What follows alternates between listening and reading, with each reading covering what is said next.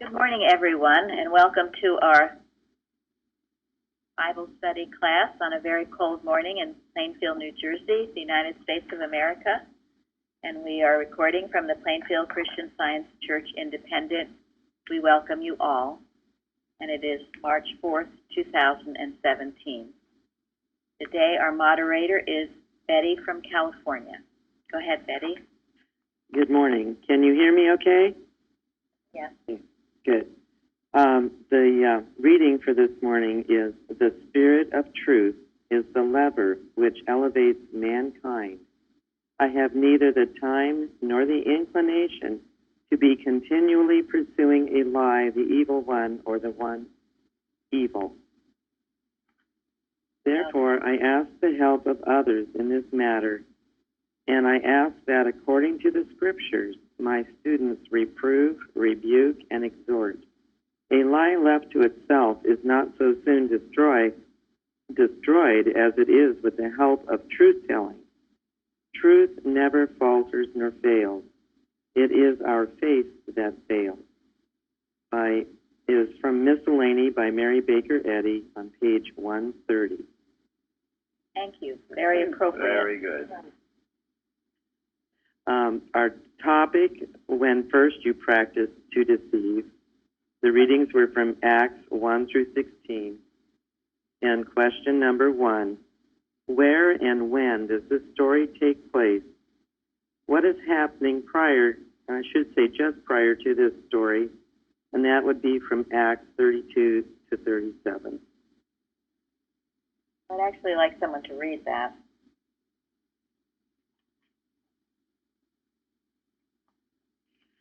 Okay. "And the multitudes of them that believed were of one heart and of one soul. Neither said any of them that aught of the things which he possessed was his own, but they had all things common. And with great power gave the apostles witness of the resurrection of the Lord Jesus, and great grace was upon them all. Neither was there any among them that lacked, for as many as were possessors of lands or houses sold them, and brought the prices of the things that were sold, and laid them down at the apostles' feet. And distribution was made unto every man according as he had need. And Joseph, who by the apostles was surnamed Barnabas, which is, being interpreted, the son of consolation, a Levite and of the country of Cyprus, having land, sold it, and brought the money, and laid it at the apostles' feet."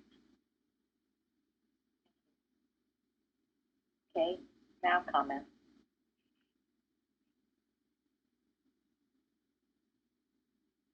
Well, this was in Jerusalem, and it was after the resurrection, and Peter and John and the apostles were preaching the resurrection of Christ, and it was upsetting the Pharisees and the elders of the church very much. And right before, he just read what happened when they preached the Christ, and then the Holy Ghost came upon them all in that place, and they were all of one mind and one heart, and in love, in divine love, as the Christ asked.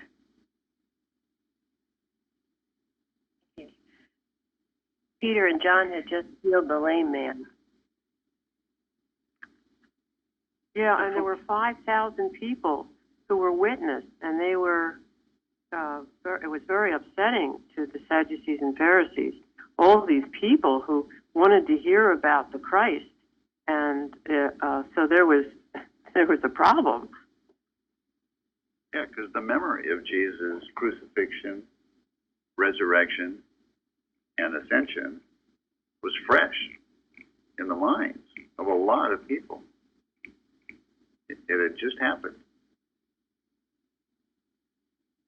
There were a lot of people ready to join the movement. They probably thought that they were, the Pharisees probably thought that they were done with all of that. And they figured it was just centered on Jesus being able to do it. But now that other people were able to do it, it must have really troubled them. And they were losing all of these members of their synagogue. I read it was 40 days after the resurrection.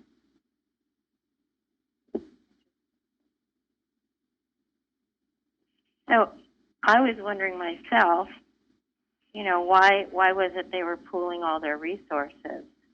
And in one Bible commentary it said, but most of them were selling their material possessions and giving the money to the apostles to be distributed to those who, in all probability, had lost their jobs because of their faith. They were sacrificing their own comforts and conveniences for the good of all. And I hadn't thought about that, but Thank you very I much. thought that was Very important. I saw that too. This kind of love was the love that Jesus spake of in John, where he said that those that, if you are my disciples, you will have love toward each other, love one another. It was this tremendous divine love. That is being the disciples of Christ Jesus. It is the greatest power in the world. It is the liberator. It is what will draw all men unto you. I was so struck by this and thinking about it, preparing for this Bible study. This love. This wouldn't it be what would bring in the millennium?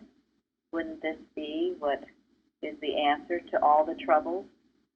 This divine love for each other, so great, so pure, without an element of selfishness, as we find out with Ananias and Sapphira. This was not that way. It was pure, Christly love.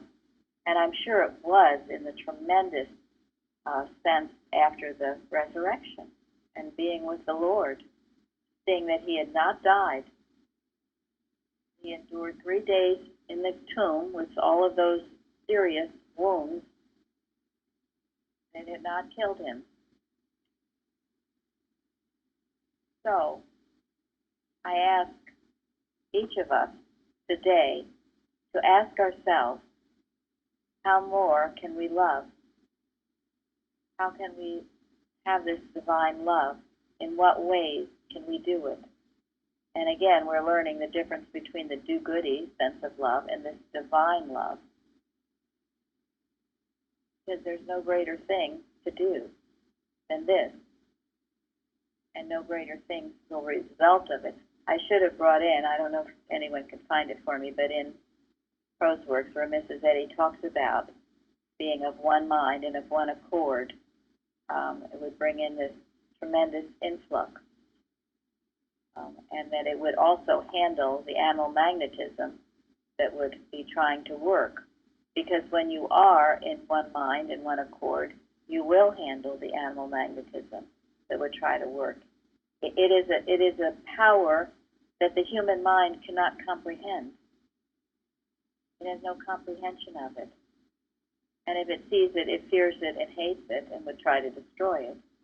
But it can't. It couldn't destroy Jesus.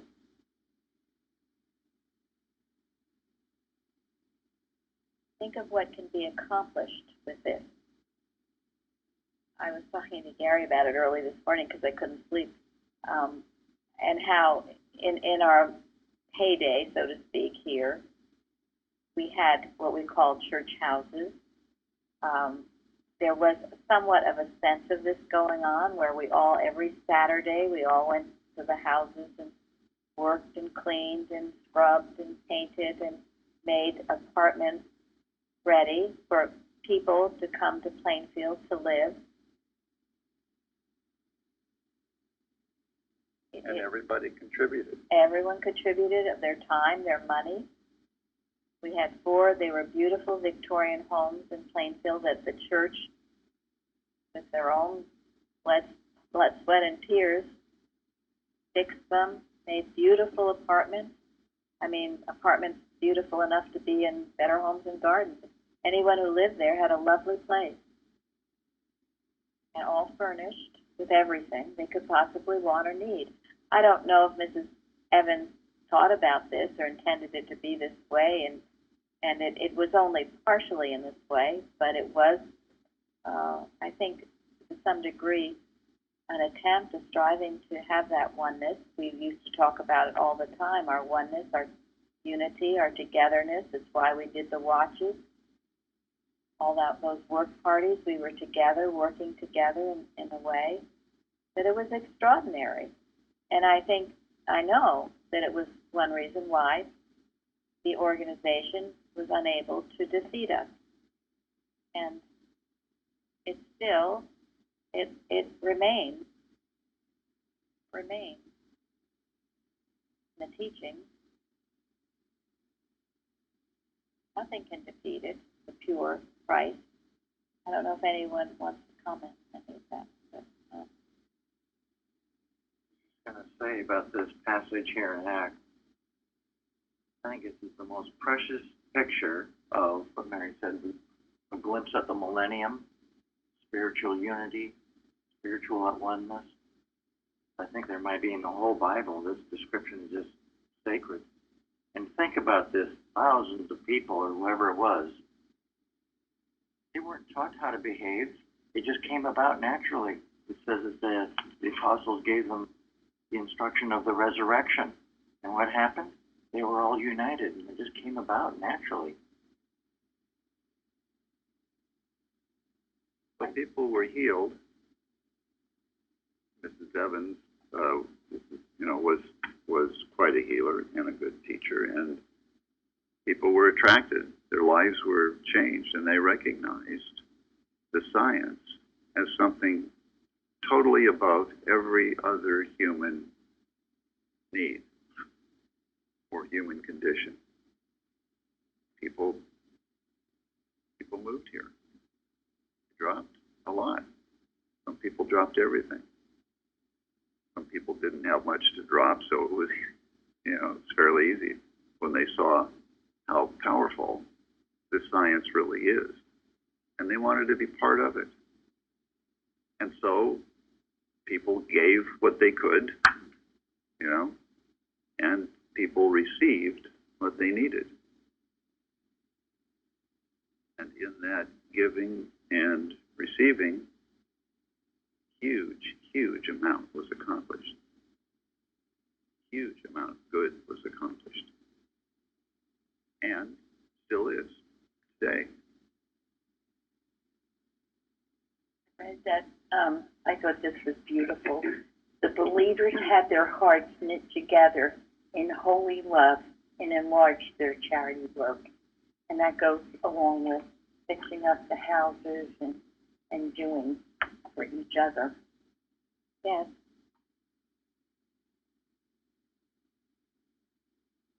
There was a holy sense of community, and the rest of it just followed.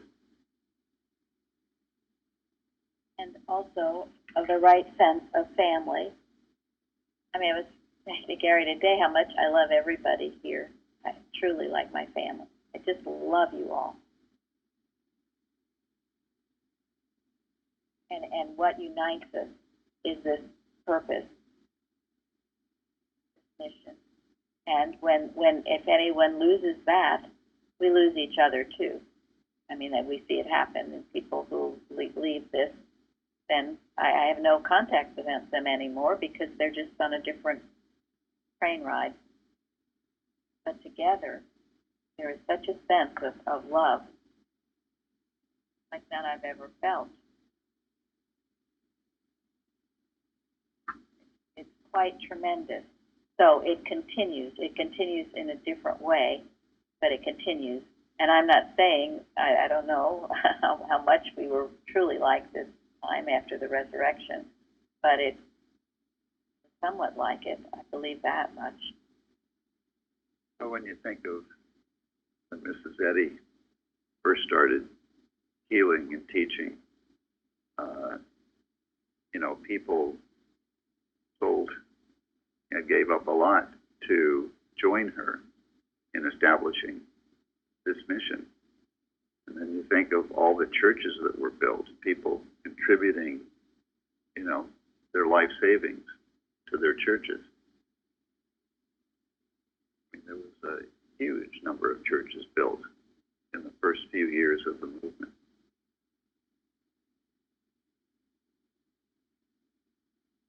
So you can ask yourself now, as I was asking myself now, what more can I do to love, to have this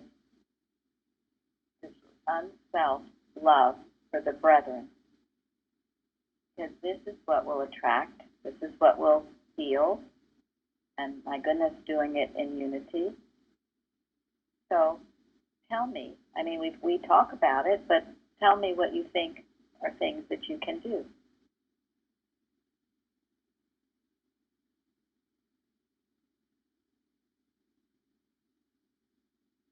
It's not good to have a silence.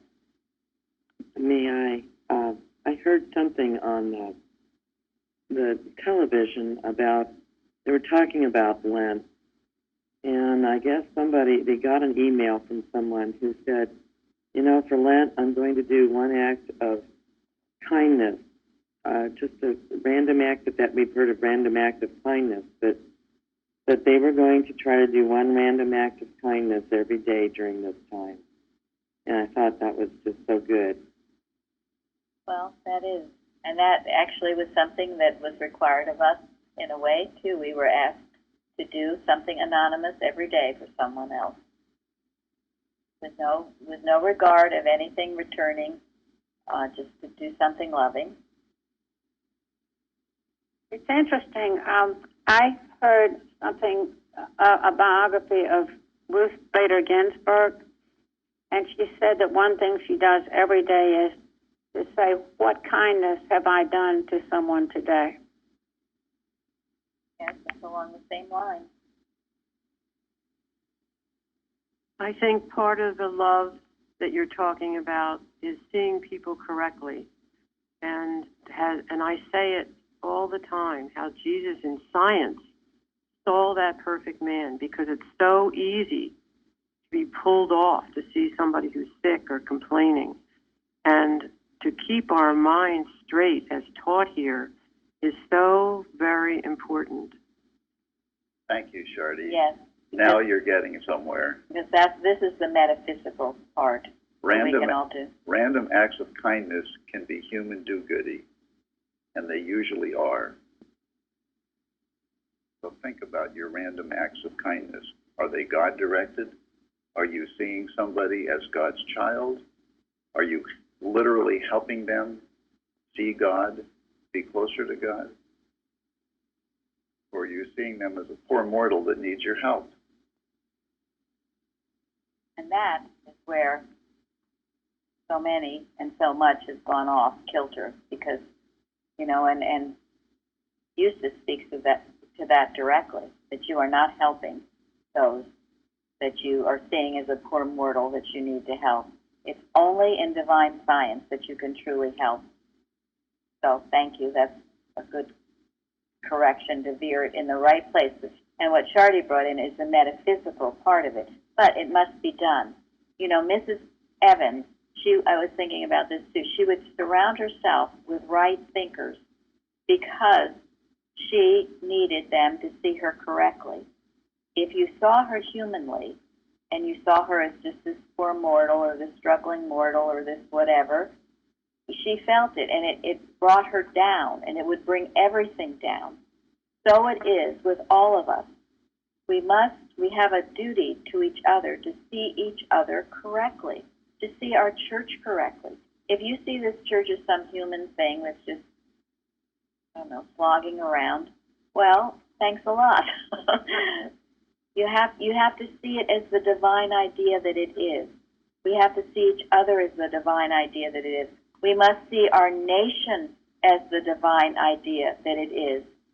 The birthplace of science, I mean, you read what Eustace says in his line of light. We must hold it correctly, because only in this way can we preserve it. We must see the science correctly. It's the right idea. That's the metaphysics. It's like bringing something into focus. And when you see it in focus, then you help others see it in focus. And if you have a group all seeing it in focus, bingo, okay? But if it gets out of focus and you start seeing things humanly, then down the tubes it goes. And that includes seeing people as poor mortals who just need some kind of physical assistance. Or a handout. Well, and you see, we would see that in our church too, where people just started coming to church not for the science, not for the pearl of great price, but because they wanted a handout. And that's all they wanted. They wanted the loaves and fishes. That happened to the first church. I'm sorry, go ahead. Well, then everything goes downhill. Go ahead, Linda. I was just going to say is exactly what happened to the story that we're reading in Acts, is that when they started giving like this and people started to come, and they had to start watching how people were distributing because they were coming for the wrong reason. Yes. Or asking and taking. Yes. They had to work and do their part. That was one of the things they had to learn. Certainly is. Mrs. Eddy speaks of doing the silent, secret act of kindness, stealing along the byway to help someone who's in want and woe, but she speaks of it in that way. It's a silent secret. Yes, and when you see someone correctly, your act of kindness will be of great benefit, and it will draw them closer to God. It won't be just wasted. And then I think after I work this way, then I can do the physical or human thing, but I've been working very hard on this because it's so easy for me to be drawn into a picture, and it's because of the coming here that I've learned that. Then after you get your thoughts straight, then you're able to give what's needed. Yes, right. What's No, that's truly right. needed. That's Shardy, and Shardy, you have a very tender heart, and those people who do have a very tender heart it is easy. You're right, to get sucked into human giving without being directed by God, because sometimes what people need, they don't want. What they want, they don't need. Right. Well, I know I needed my back against the wall to change. So if somebody came in and just gave me $10,000 to continue doing what I was doing, that would not have helped at all. No. I think it's wonderful to read this story because you can tell that they're doing it for God and His mission, not for anything else. And that makes all the difference. It is all about your motive. All motive, and that's what the Christianity is about, the Beatitudes and all of that. And that's why it requires Christianity for this type of wonderful unity to transpire. It has to be. It has to be based on Christian principles. And you don't necessarily ever have to read the Bible or know anything about Christianity in order to come under those Christian principles. Tomorrow we're going to talk about in the lesson all the different rules and laws of the universe that are in this lesson that apply to everyone, everywhere. Go along with that, one thing that helped me this past week was that statement from Science and Health: consistent prayer is the desire to do right. Can't tell you how many times I prayed to have some specific thing or to have something to work out in a particular way. But how much happier I would have been to pray, I just wanted to do right by God and let Him work out whatever the outcome is. And that's the right idea of prayer, instead of having to prove by some specific pre-assigned thing.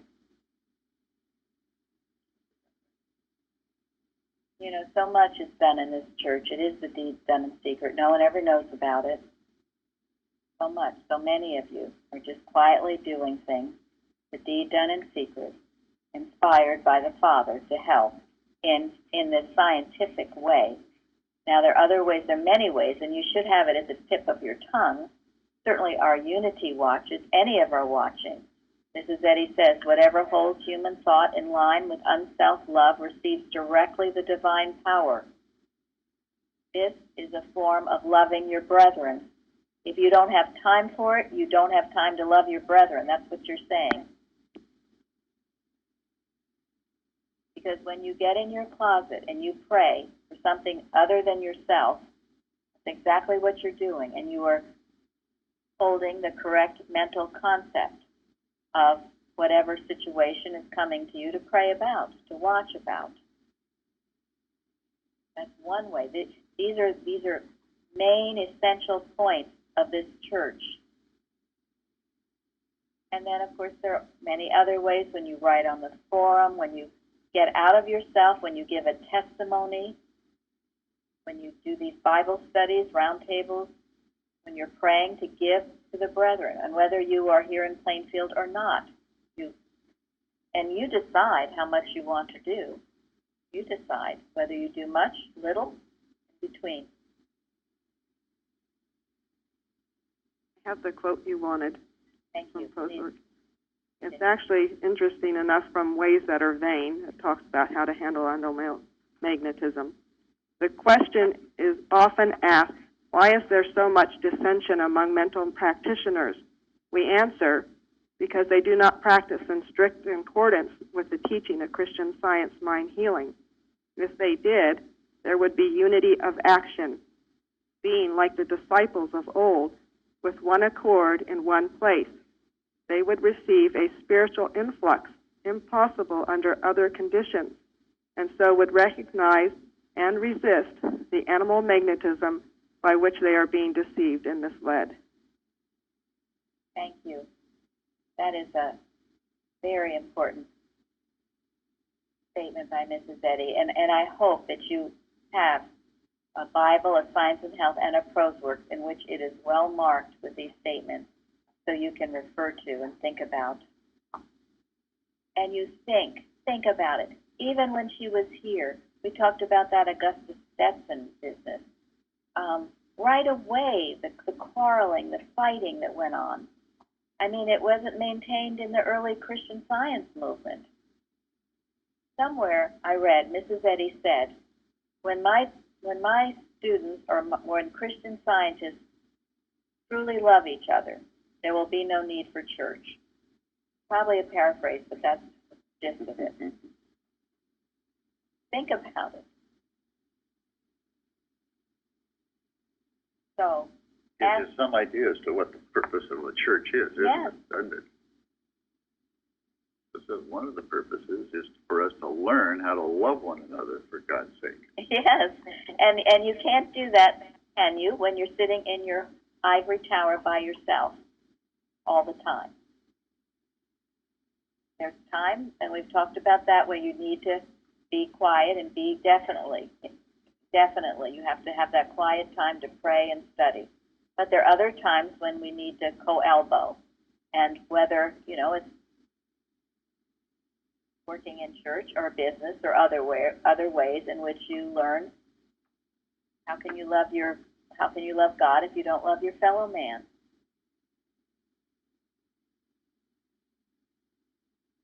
The fellowship is so important, and it's something that I had never really thought of, even coming out of Sunday school.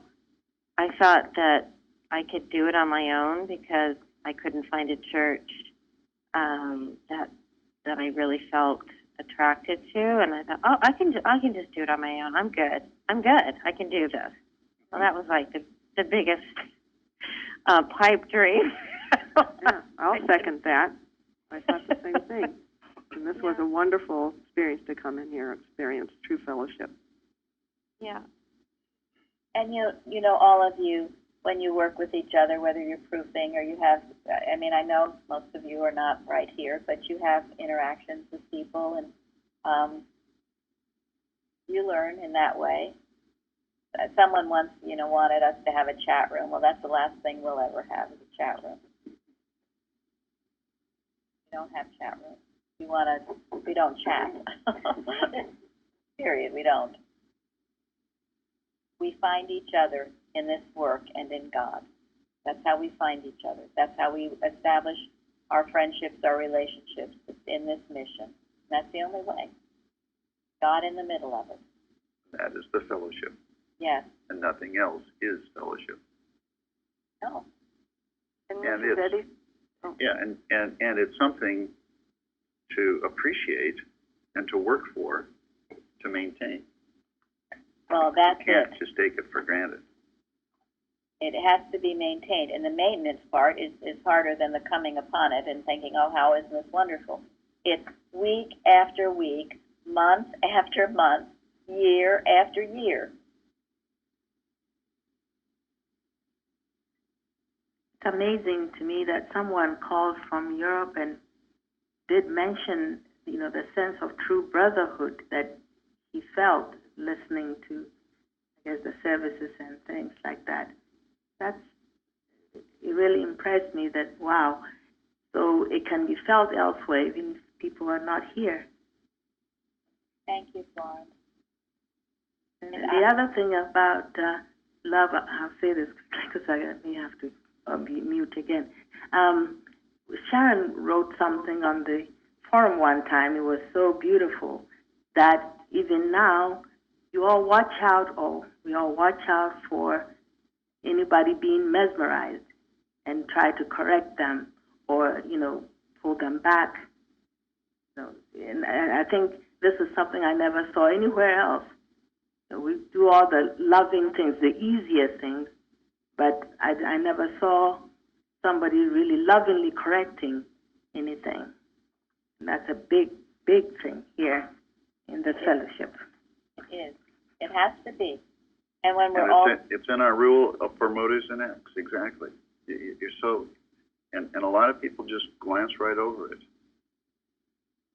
But in science, and a Christian scientist reflects the sweet amenities of love in rebuking sin.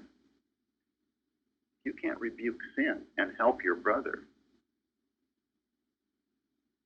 Where is your love? This is another way that you express this divine love, and it has to be. It's what's been lacking in the organization. They don't know how to handle the animal magnetism, and they don't know how to rebuke the error. Therefore, you can't be in the right mind. It has to be part of love, divine love. That's why there are pictures of lighthouses on the magazine. Yes, thank you. Off the rock. Yes.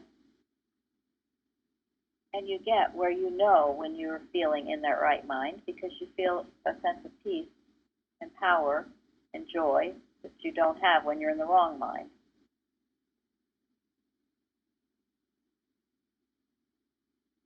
You feel an unconditional love for God's creation. Yes. Yes. Betty once said, an indication that you truly love is when you feel love for your children's neighbor as much as you do for your own. I mean, I used to think that would just be an impossibility, but I honestly don't anymore. I do feel a tremendous amount of love for all of God's creation. And that is your liberation from slavery.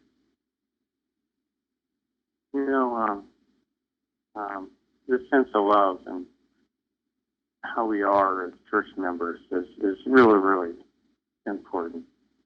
Just a couple things, sort of just examples or anecdotals.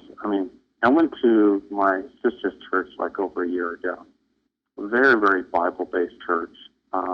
Seems like a wonderful church. But I'd never been there before, so I went there, and we actually walked in a couple minutes late. The pastor's wife gave us kind of like one of these unfriendly looks because we walked in a couple minutes late, And so I wasn't surprised, but my sister told me recently she left the church.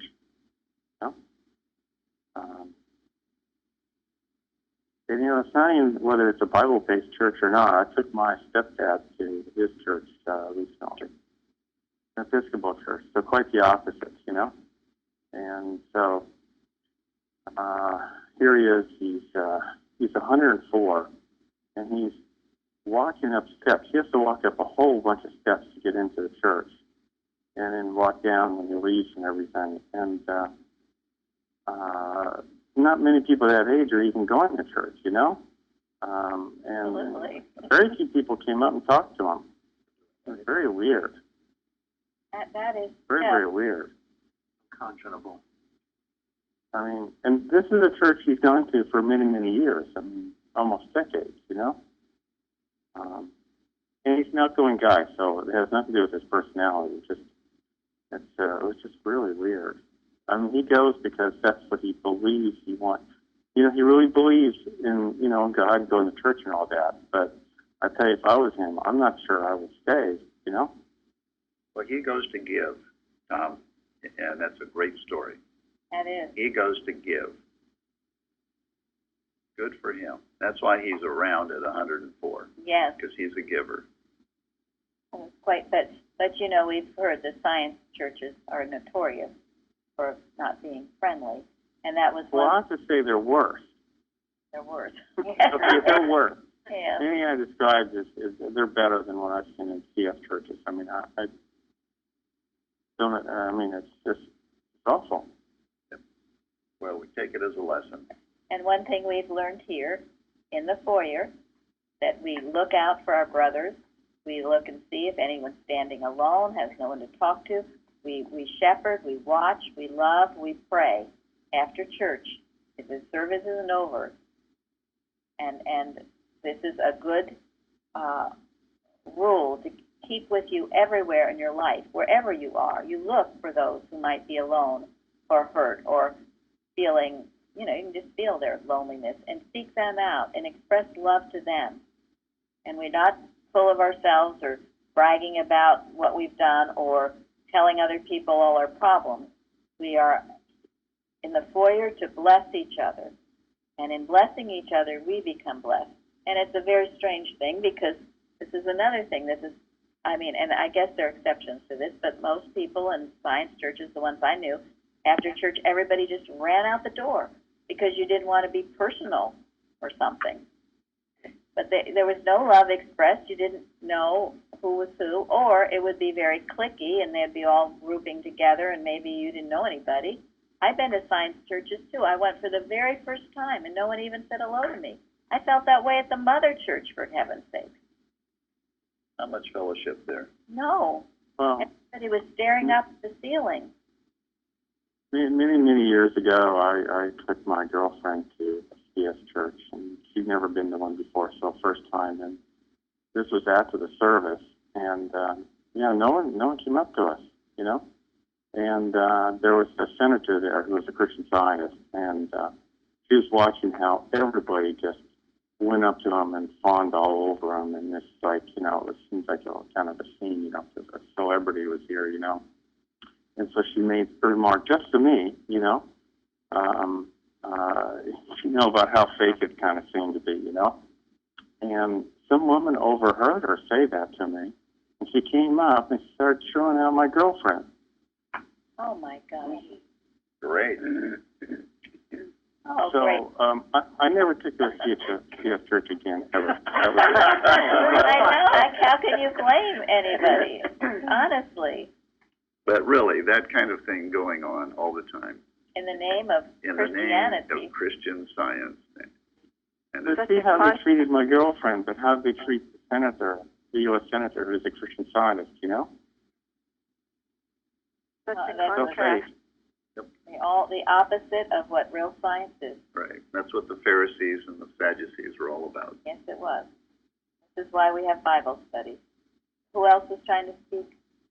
I was thinking what a contrast that from Mrs. Eddy giving up her seat in church to strangers that came in. Yeah, I mean, she could do no else. She could do no other. She couldn't help but love. And what an example for us. The heart and soul of science. And this is, so take this first example of the true church, if you will. Think about how you can love more. The divine love, not the human do-goody, but divine love. God directs you. Will do more. You all want to do. You want to do things for your children. You want to do things for your nation. You want to do things for your community. You want to do this. You want to do that. Well, this is how you do. This is the seamless garment. There's one way to do it. Everything. We'll do everything. Because love is what? The fulfilling of the law. It will do it all. And if you haven't done that, you haven't done squat. I don't care how much, all the traveling you've done, all the great people you've met, all the wonderful jobs you've had, all the money you've made, you have done nothing. And that is Corinthians. Except maybe you made yourself too tired to pray correctly. Well, yeah, right. You're just And that is how Paul referred to it all. And that kind of person is supposedly the successful man. Yep.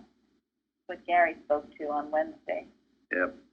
Don't believe it for 1 second.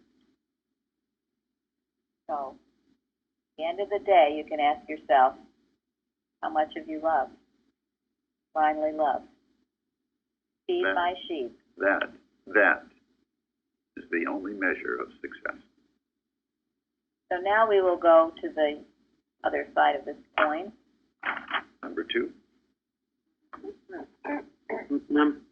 Number 2. What did Ananias and Sapphira do?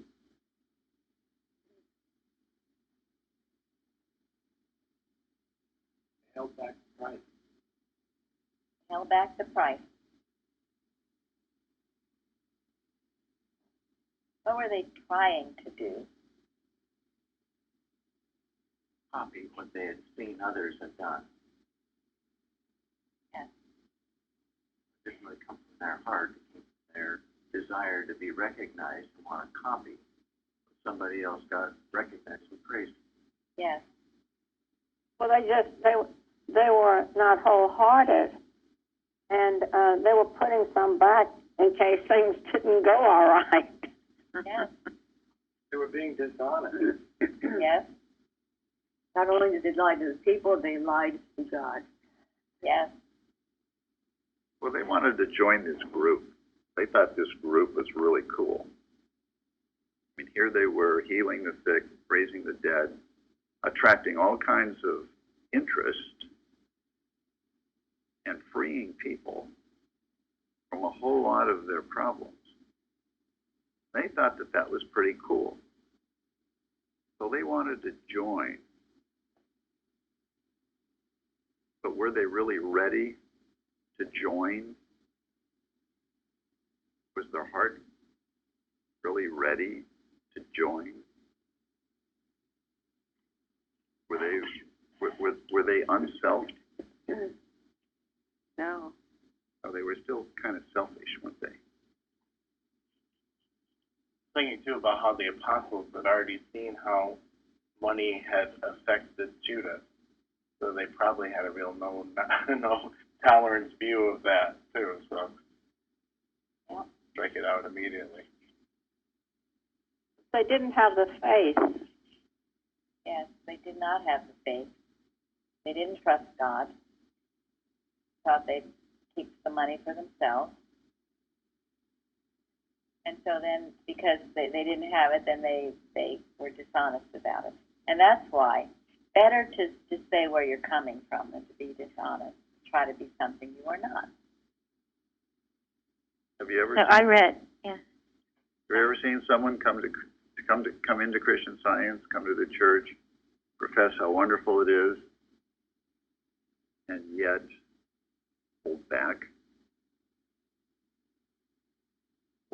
something, hold back their love, hold back their commitment, hold back Their tithing. Who was speaking? I was wondering well, what's so bad about them keeping a little bit back, right? Right. And so I was reading, and it really helped me see more clearly. They were under no obligation to sell their property, and even after they sold it, they were under no obligation to give all the money to the church. But they were obligated to be honest. If they had been honest and told Peter that they had kept some of the money, they wouldn't have been doing anything wrong. So it helped me see it more clearly, that this is not an issue about, giving land and keeping some of it, and but it's all about the honesty. And I just love how that ties in with this letter, because it's so just sometimes you think you're being honest, but if you really look at yourself, like there is an honesty issue, even if you think you don't have one. Right. They professed to be something that they weren't. Thank you, Suzanne. Thank you. Yeah. Yeah, that's it. That was brought out in the Bible lesson, that it was their dishonesty. They lied. They lied to Peter, the apostle. And they forfeited divine help in doing that. Not only that, they forfeited their lives. Yeah. Yeah. They did. It was, people wonder, well, that's a pretty harsh penalty, but it was to show how terrible, really, hypocrisy is within a church. For one thing, it can be very contagious. It can be very confusing. I mean, think of it. I know in your your experience with the science churches, when you see people saying one thing and then you see how they live their life, it's awful. It will be very confusing. And I know children who are now adults or something, and they saw such hypocrisy in their home as far as religion, that they are just forever turned off to religion. Is that not true? Very true. Yeah. No, I was. That's the last thing I ever wanted to do was go to church again. So. And tell them what it made you so mad, because you would see your mother act some way outside. Oh yeah, everybody outside the house thought she was an angel. I used to get real mad about that and just tell her, why do you give everybody else the good side? Come home and just give me such grief. Now, and this is, think about it. How could an Ananias and Sapphira have any kind of a relationship at home? It must have been hell. Oh, totally. Because when you're so hypocritical and you go to church, ha, ha, ha, ho, ho, ho, I'm so great, hello, hello, hello, and then you go home and, oh, we don't have enough money and I'm fighting over this and that. It was hell. You can't have a relationship with anybody when you're a hypocrite. Much lying going on. And that was with Jeremy's mother. And she was the one on her deathbed, I will say, professing to be a Christian Scientist, and her last words were to Jeremy, "Don't talk to your aunt ever again." Don't talk to your aunt ever again. Okay? Oh. There's a little disconnect there. It's actually a good lesson, because if you start lying, you keep going on it, sometimes it's hard to get out of it, because I don't think this thing landed on Ananias and Sapphira just out of the sky. They couldn't have been all of a sudden so dishonest. I've seen people look at me straight in the face and tell me a lie, and I'm like, where the heck did this come from? You get to know them a little better, and you figure it's just a lifestyle that they had adopted, sadly. But you get into it, that's not a good place to go. Yes. It takes a strong action to get out of it. I mean, we see it all the time in politics. But, and unfortunately, a lot of people learn to accept it. Politicians, But we shouldn't ever accept it there either, let alone, in the church. And that's why knowing this truth, that honesty is spiritual power and dishonesty is human weakness, which forfeits divine help, this is a universal rule that applies to everyone, everywhere, including our politicians. It is working. It's working everywhere in every country. You cannot avoid it. You cannot evade it. It's just there, and we can know this. We hold this right concept, and it will work. And truth will fall. The axe of truth will fall where it needs to be. And we don't have to say, well, I want it to fall on this head and not on that head. That's not up to us. We just know that truth and know it's operating. And it's very important we know it right now. Politicians, newspapers, reporters, all these people, they're accountable to God, and they have to tell the truth. Or God forbid, what will happen? So we see what happened to Ananias and Sapphira for their bold lying. And lies affect other people. They can affect other people. Not in a good way. I'd like to tie in some thought that was from the last Bible study, because I think it's really important. It was brought out in the story about 2 Peter and covetousness. And the more I've been reading about that, the more I realize it's a very aggressive sin. And really, with this story, they were coveting the attention that Barnabas got, and also, in a sense, coveting because they were feeling that they didn't have enough if they had to keep some to themselves. And then that caused them to be hypocrites and lie. That this covetousness is very dangerous. And I see now some of the gospel of prosperity. I don't think that's exactly how it's referred to, but it's going on, and especially on the televangelists, where they keep promising all these wonderful things God's going to give you. But it's all based on the spirit of covetousness, which is the false prophet who wants you to want. Yeah, last week we talked about it was a false prophet who encourages you to covet others, to get that feeling of dissatisfaction. Look what the so-and-so has and you don't, and all those other people, and you don't, and it was because of this, that, and the next thing, and you really need to get it, and to hate those who have, and of course, that's the recipe for disaster. It's one of the things that I love so much about that movie, Hidden Figures. In many ways, they had many reasons to be covetous or to be upset, but they took the right road. They loved God, they feared God, they obeyed God, and God raised them up, and nobody could put them down. No one could. It was by the arm of God they were raised. And so it always is. It's such a beautiful story. So, yes, that gets you off. And this is why, again, Christian, you obey the 10 Commandments. Thou shalt not covet. I don't care what your circumstances are. It doesn't say you can covet if so-and-so, you had a terrible life or your ancestry was awful, or then you can covet. But no, it's just thou shalt not covet, period.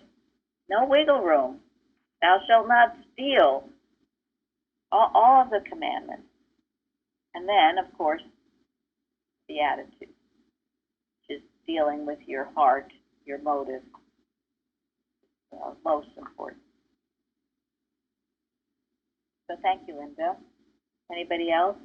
There's one other thing, and this is about forgiveness. That people might think this, what happened to Ananias and Sapphira was so severe, why couldn't there have been any forgiveness? Well, there could have been forgiveness, but the thing that goes with forgiveness is reformation. So Peter came up to each one of them individually and essentially said, you lied. Well, that may have been their opportunity for reformation, except they were so hard-hearted about it, they stonewalled against reformation, and therefore there was no forgiveness for them on that basis. Thank you. Can I share something I found about the death of Ananias and Sapphira that I thought was helpful? It says a penetrating question lingers in our minds after we have drawn the curtain on the life of Ananias and Sapphira. Which is really more important to us, to maintain the appearance of spirituality or genuinely to be what God wants us to be? Cultivating the appearance alone leads to death, death to further spiritual growth, death to usefulness in the family of God, and death to a growing relationship with each other as husbands and wives. But the Spirit of God can use an honest openness, on the other hand, to produce in us the life of Christ, and that means abundant life, abiding joy, and abounding blessing. That is beautiful. You should put that on the forum. Where was that from?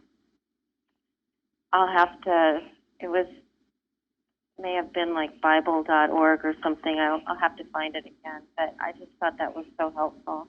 It's excellent. Thank you. And do put that on the forum so we have it. Okay.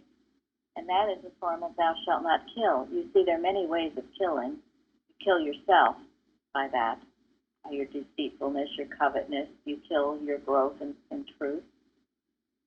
Perfect way to say what happened. This hypocrisy is death. It's death to the church. You have hypocrites in the church. Death in something and being something else. Death in your home is death everywhere. That's why it was portrayed by death. Jesus pointed out again and again the hypocrisy of the Jewish religion.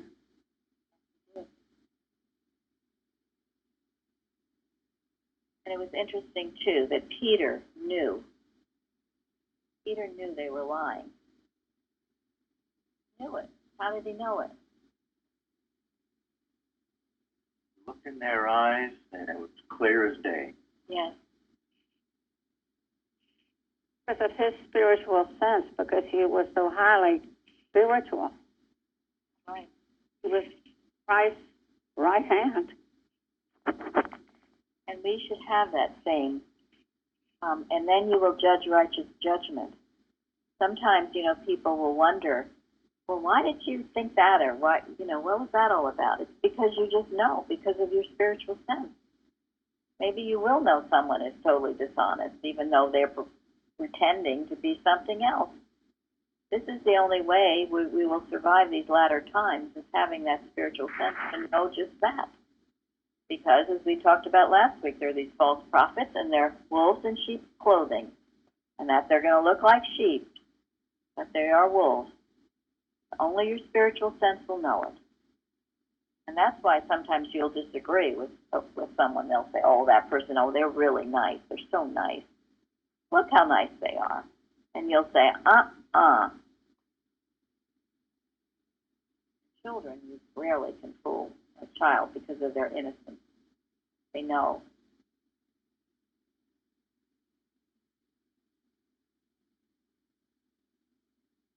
Anyone else? Where are we? How are we doing? Yeah, we're getting toward the end here. Well, I think we covered question 3, what happened when Peter exposed their wrongdoing, unless anybody has some more thoughts on that.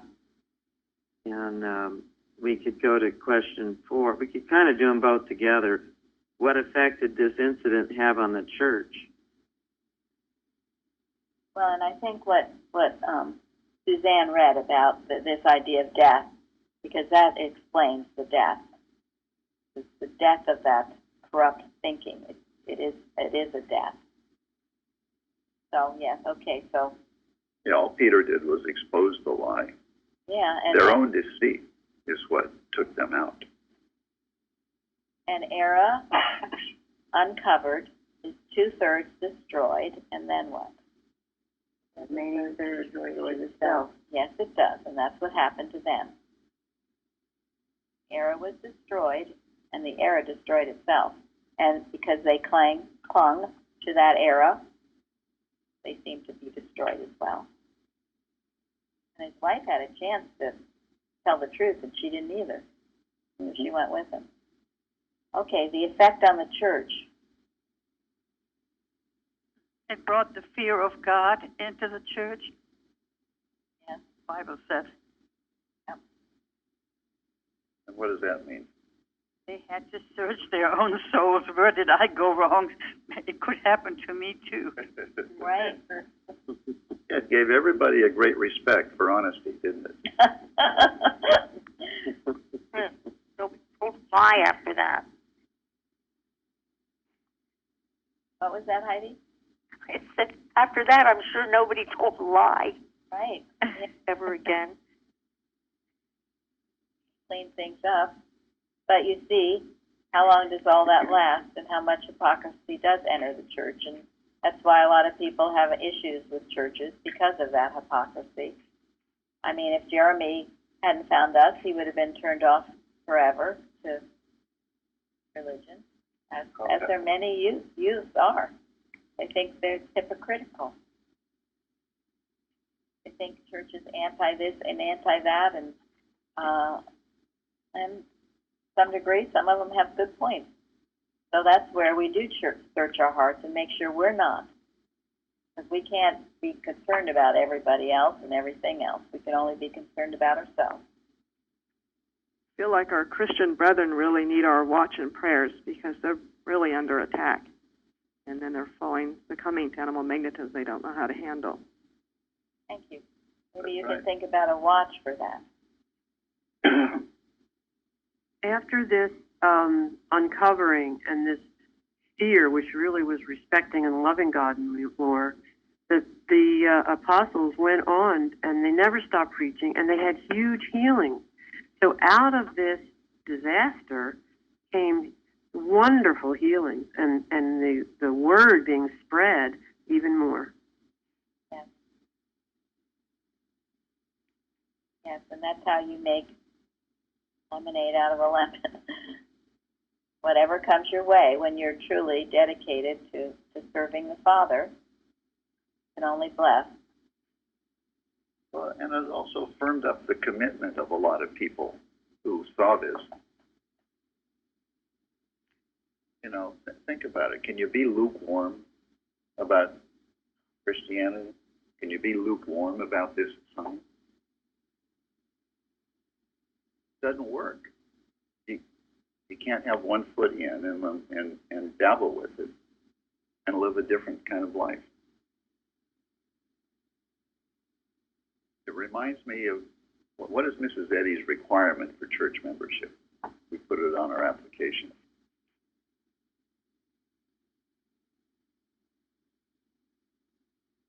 What does it require to be ready to join? I believe that this science is the true answer. I'm not sure that's worded correctly, but that you know this is the only way. Right. Christian Science is the way and the only way. And the only way. And that is from Precept 4. And it is a quote from Mrs. Eddy. And that is why we talked about last week, people who are looking at all different ways. No. And it is a special privilege to be a member because you are seeing it as the way and the only way. Not dabbling in 20 different other things. But we do know, and those of you who have seen that movie, The Lamp in the Darkness, 200 years after the resurrection of Christ Jesus, what happened? Institutionalize the religion and make it into Roman Catholicism, saying that was Christianity. The rise of Romanism. So that still couldn't kill the Bible or Christianity. Somehow it kept falling into hands that preserved it. But it's always at the heels, Mrs. Eddy says that. The serpent is always at the heels of the Christ truth. So that's why we stay vigilant. You have not come to some nice little church. This isn't some nice little church where you come and have a pleasant time. It's much greater than that. I'm sure you all realize it by now. Betty, thank you. Thank you. Thank you all. Thank you, very good. Thank you. Thank you, Betty. Thank you.